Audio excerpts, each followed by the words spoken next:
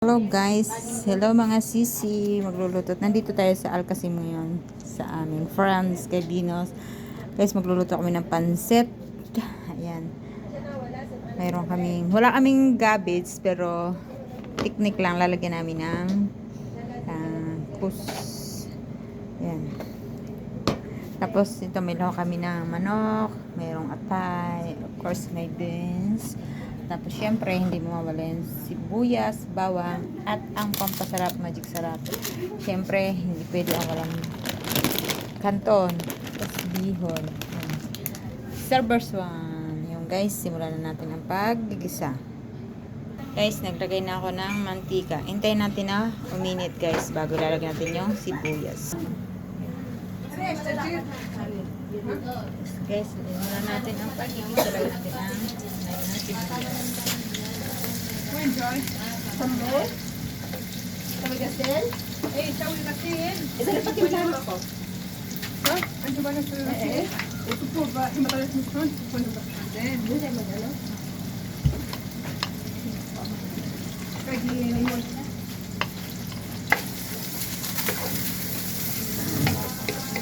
Hari ba?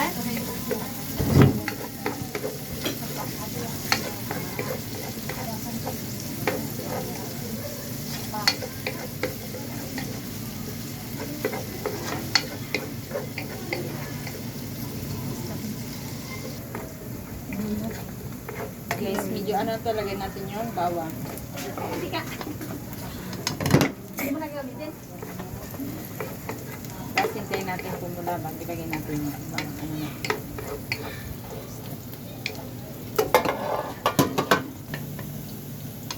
Guys, lalagay ko ng gulay. Gisa ko muna yung gulay.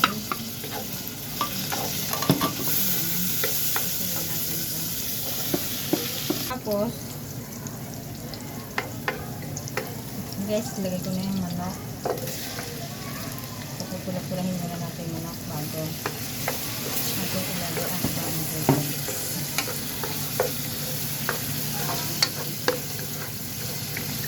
Lagyan natin ang atay. Yummy atay.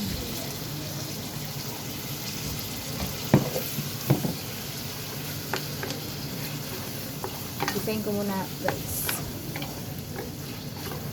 Sarap siya. Guys, nalagay na yung tubig. Pakuluin mo natin bago ilalagay natin yung bihon. Ilagay na natin guys yung bihon. Ito natin guys. Naluto. Ito guys, nilagay ko na yung mga gulay sa ibabaw. Kaunting lang guys. Maluluto na yung pansit. Yummy pansit. Para lang sa Pinoy. Sa Pinas tayo. Ang asin, wala na naman lalagay mo sa ano mo. Guys, ito na yung final na pansit. Pansit. Ayan. Thank you for watching.